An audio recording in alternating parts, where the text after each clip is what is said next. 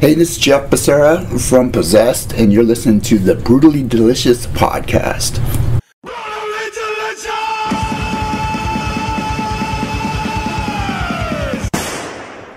Hey, you are listening to the Brutally Delicious podcast. See what I did there? It's kind of like dark and evil because we got Possessed coming on.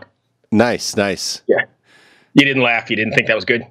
Well, I was waiting for you to say the Brutally Delicious podcast. I'm Bruce. Oh, well. But you never said you're Bruce. I am Bruce.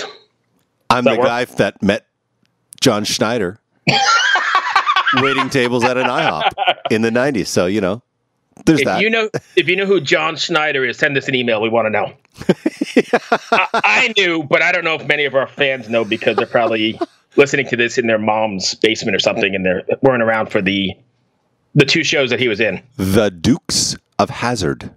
Smallville. Oh, Smallville. I remember from the Dukes of Hazzard. Denise was probably the Smallville fan. I watched the Dukes of Hazzard growing up. Yeah. But I didn't watch Smallville because I didn't have cable at the time because I was a broke-ass musician. Right. Right. If I had money, I was buying guitars or some shit. Right. So today is an interesting one because I have been a Possessed fan since 1983 when the first record came out, and it was like revolutionary back in 83. It was so fucking heavy and like pretty much the start of, or what some would consider the start of death metal, you know, with those guttural vocals and that sort of thing. Yeah. And, Jeff Becerra, I think his name is, or I think that's his pronunciation, but he is credited widely with, you know, being the godfather of the death metal thing. So it was kind of cool to be able to sit down and talk to him because they had a huge hiatus from 1983 to 87, I think they were playing. And then after that, they didn't do anything till like 2017. Oh, wow. Yeah. And I had a really long conversation with him. He's gone back and gotten his like degree in law. He's done a whole bunch of other things there. He had some health issues, but now he's back. But their new record, Revelations of Oblivion on Nuclear Blast, has been all over everybody's end of the year charts. And it's really heavy, and it's a return to like their original heavy death metal kind of shit. It's kind of cool. Is this the singer that's in the wheelchair on stage? It is. Oh, that's so amazing, man. Yeah, he's amazing. I mean, I saw him on stage, and he doesn't let it define him at all. He's everywhere. He's doing his thing, and amazing. It's just not something you see every day. No. And I think I don't know how to put this, so I won't put it anywhere. That's what I said to my wife last night. Oh! Hey, speaking of that, your hands move me into the right position. I stick up between two people, and if I'm in a small one, I rub against your leg. A fleshlight. Oh, a gear shift. Oh, a gear shift. Dude, you suck at this game. We are not endorsed by Fleshlight. At any rate, yeah, I mean, he doesn't let it define him. He's all over that stage, and I mean, it's just amazing to see that he rebounded, you know, after all these years that he's back, and I'd say in top form. I mean, the record's great. Live, they were great. Killer stuff. Oh, man, I can't wait to hear this interview. So, if you want, without further ado, we'll go ahead and get into the interview with Jeff. Let's get him. As much as you want. How's the this first cruise you guys have done, right? Yeah, well, we did Bars to Hell, and back in like 10 or 11 or whatever. Okay. I loved playing. I mean, we played day 2, right, out on the deck, which is really cool because it's like, wow, I'm on a ship, and you know, the ocean and the sun, and people rocking out. It's just really kind of a unique experience in and of itself. And it was packed. Yes. That was a great gig there. Oh, well, you liked it, huh? Oh, yeah. Nice. So I'm a fan since way back. I mean, I'm obviously old school, so I don't know when that was, 86? What was Seven Churches, 86, 87? 85. Okay, so that was we wrote it in 81, 82. Oh, really? We were touring gigging it by early 83, and we recorded it in 85. Okay, so yeah, so right around 85, 86 is what I probably picked up on. So I'm an old school fan, so it was nice to see you guys. Since the beginning, yeah. I mean, I had it on cassette, if that tells you anything. You know, nice. I don't even think they make cassettes anymore. But before they invented CDs. You know? Yeah. So I'm going to jump around because that's while we're here. That's right. How does it feel to be considered like the, I don't know, Godfather's The creator, the original, the number one death metal guy. Yeah. However you want to put that. How does it feel? Is that a lot of pressure or? No, not at all. I mean, the truth is the truth. We Possessed was very much the first and only death metal band on the planet. I know a lot of people get aggravated for me saying that, but it's not something I'm saying out of ego. It's just that the truth is important to me, and there's no money or anything in it. It's just that I think that I'm proud of what my band did, and I love that. And so yeah, we were the first death metal band. Of course, to make a genre, it takes a hell of a lot more than just Possessed. Right. But being the first of many is really right. I mean, you guys pretty much kicked open the gates, though, right? Yeah, of course. And then Chuck from Death came and lived with us at the Possessed fan club house. Oh, I didn't know that. Kind of mentored under me. Yeah, he asked my permission to call Death a death metal band. Really? He's known as number 2. Right. But it's kind of debatable because Sadist was there, remember? So yeah. Sadist has got totally looked over because while Sadist was really a great band, they didn't even have a PA. They were singing through a guitar amp, and they weren't organized well. But Chuck was very focused. We were kind of really like-minded in a lot of ways, right? And I think that it's important that Death really kind of made that Floridian sound. Yeah, absolutely. Or the beginning but if you listen to early Possessed and early Death, there's like a thrashy undertone to it, right? So a lot of people want to say, oh, it's thrash metal, but there's very important distinctions. It's very not thrash metal. Right. It doesn't have that skip time, has that straight time, and the subject matter is completely different, of course. Oh, yeah. And the Cookie Monster vocals, of course. Right. That's very. Oh, thank you. And yeah, what was I saying? So I just got a coffee. So, oh, okay. And so I think to people like me, it's very obviously OSDM is the new term, I guess, old school death metal. Right. Okay. And so I think that it's important not to try to make that. I think it's a significant factor in OSDM is that thrashy undertone. Mm-hmm. Just like folk death metal has a significant folk undertone. Sure. Or Floridian death metal has that Florida sound. And it definitely got the Florida sound, like the whole cannibal, that whole thing. Yeah, absolutely. Morbid Angel, I think, is out of there, right? Yes. Oh, Morbid Angel was very significant, and so was that thrashing in the beginning, right? Right. And I love that because you can do melodies, and there's that, whenever you just get that, there's that Cookie Monster straight, which I love too. Sure. There's Cannibal Corpse. And they're just going sick with it, they don't give a fuck. And I love that, dude. I love all death metal, and I think that the more the merrier. I don't know. I'm kind of spinning off. No. Just you give me permission. Those are the better interviews when you can just go and we don't even touch the questions much. So along those same lines we were talking about, how does it feel? I mean, your crowds are probably multi-generational, right? Because you got people that are, like me, bringing my kid to the shows, right? Because that's a pretty cool thing. Yeah, I'm seeing a lot of younger audience, you'll play hundreds of thousands of people out in Europe, and then I'll say, how many people have seen Possessed before? And maybe a quarter. Right. How many people are seeing me for the first time, and wow, oh shit, and that's exciting. And yeah, because they're like the kids, right? They're 15. They're the ones who are going to buy the records and stuff. Yeah, I think that, of course, I worship my old school fans, and I'm very indebted to them. So I'm not going to spin off and do anything crazy, Right. But I'm wanting to push the boundaries and step outside, color outside the lines, Sure. And I think they're being a little more forgiving, since the new album, because I definitely colored a little out of that, Right. And I used to never be able to get away with that, right? So now I can do that, and so I'm going to keep trying to push it more. And do you think that's because there are, a whole new school coming in, or you think that's because people like me are just more forgiving as we're I think it's just getting older? It's a much better album, too. Yeah. Remember, I was working with, 1980s analog equipment back then. And we didn't want to get that 80s sound. That's all we could get. So, right. The money and time we had allotted. So, but now, I don't see how bands spend millions of dollars on albums because it's all so much easier. Very DIY. Very DIY, sure. We recorded our album the foundational tracks on a laptop, you know. Sure. So then we took that in and used that to trigger the effects and everything else. But I mean, it's probably 90% analog, and of course, I want to take advantage of that big hard drive, so you can just take note. Okay, we'll keep that. Yeah. And you have everything all the time, right? Oh, sure, absolutely. So you guys have played. Let's see what I got here.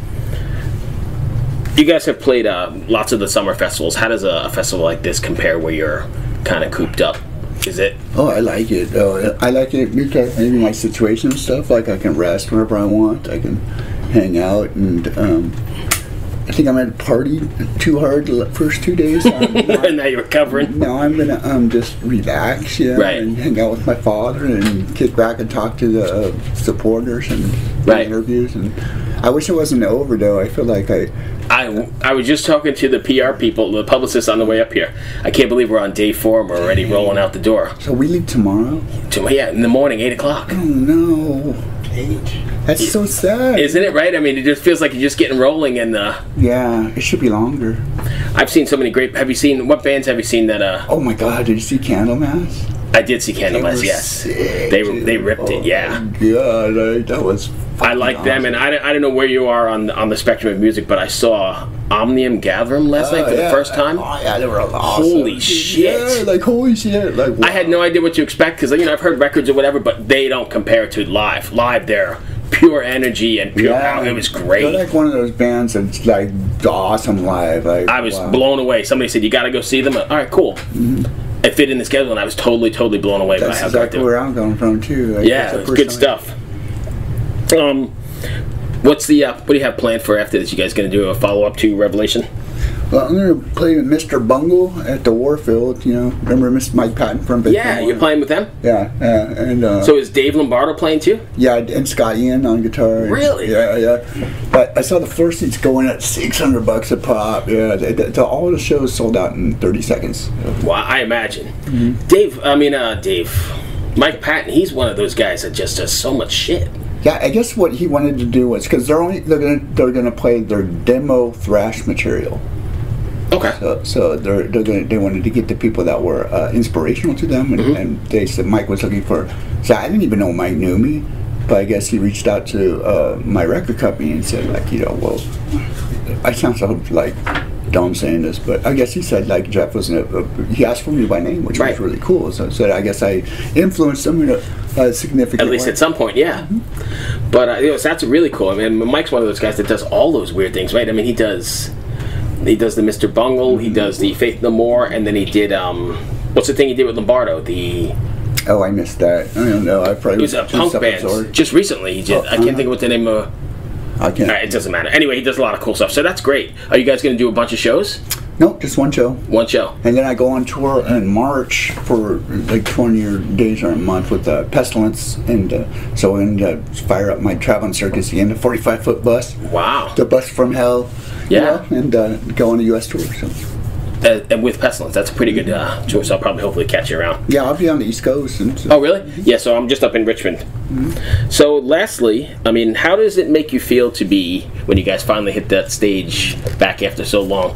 I mean, remember, I was touring since 2007. Right. No, but I mean, as the Possessed. Yeah. Well, it took me a long time to get, like, I've been through like 27 members or something. So, so I'm always looking for the best kind of musicians, and I feel like I found it now, which is cool, and like, I don't want to change musicians at all.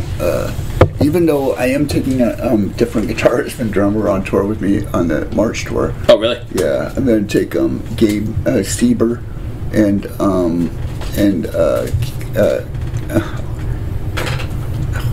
Clayton. Oh my God,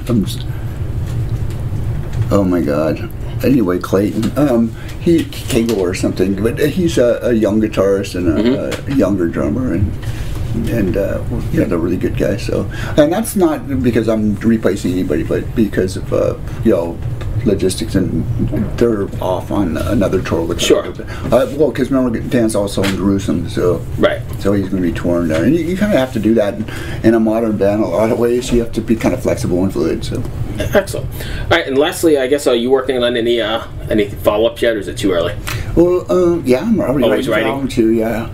Well, I remember because when I got shot twice, it took the steam out of me. I lost my fucking mind for a while, and Right. then I had to get my bearings again. And luckily, I went to college and made straight A's, president of my class, and San Francisco State University was a phenomenal experience for me and really challenging.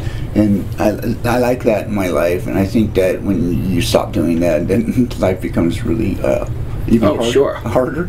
And so, and it doesn't have to be something, climbing Everest. It's just, I think that it's important to keep engaged. Yeah, keep engaged. Yeah. So, anyway, so I'm spinning off again. So no, spinning off is the best. That's what we get the best. Writing. I'm always writing. I shouldn't be. I should be writing harder, but I'm still kind of. There's an album cycle, and you tour more and more of the album until you're just touring all the songs and a couple old ones. And so we're about maybe 2/3 of that through, and then once we're done with that, then we can put out the next one. You don't want to put out an album. You want to, yeah. So you don't buy into this new music industry standard where they're just doing singles or songs every month, or you're still like the old school album kind of guy, right?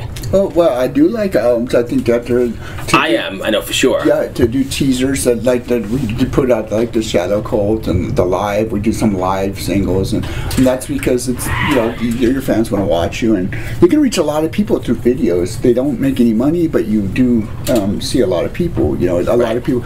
You'll see 200 and whatever thousand people have seen it like this year, and that's significant. So I think it's important to do that. And I think that, but the album, I am all about the album. I wanted to do a double album, and they were like, no, they don't do that. And I don't know why people don't do that anymore. But then, so the attention spans. The number one criticism that Revelations of Oblivion, our new album, got was it's too long. I was like, what? Attention like when you spans, get a steak, it's like, is it too big? Yeah. Like, no, I don't understand it. I don't understand that. No. All right, what is up? It is Pathos back with another pick of the day on the Brutally Delicious podcast. What I bring you today is from the heart of the continent of Europe, a band called Karg. Hailing from the beautiful country of Austria, they bring forth their latest album, Traktat, atmospheric, post-black metal, post-rock influence. The track you hear underneath me right now is Tod wo Blatt dein Frieden. You just gotta love all these words, and I really don't have a clue if I'm pronouncing them right or not. But that's besides the point, because music's a universal language, am I right? Okay? I personally am myself a big fan of kind of a post-rock, post-black metal sound. Very reminiscent of DBSM type of bands. Think Advent Sorrow. But it also has kind of that newer style like Seor. And really what I just love about this style of music is that it just makes you bow your head and close your eyes and just wonder about life, honestly. There's really not a whole lot of other styles that are able to do it as well as bands like Karg. There's really nothing to say on the production. The production is done very well. Nothing sticks out and distracts you. It lets you enjoy the music and just sit there in it. If you could take the classic dark poetry of Edgar Allan Poe and Emily Dickinson, this is what it would sound like right here. As of a February 14th Facebook post, this album, Traktat, was number 34 on the German charts. Us in America, we can't even imagine anything like this being on any national chart. The band has a video out for this currently on social media, so be sure to check that out. Find them on Bandcamp, Facebook, YouTube. Guys, you're gonna love this band. Until next time, this is Pathos with his pick of the day on the Brutally Delicious podcast.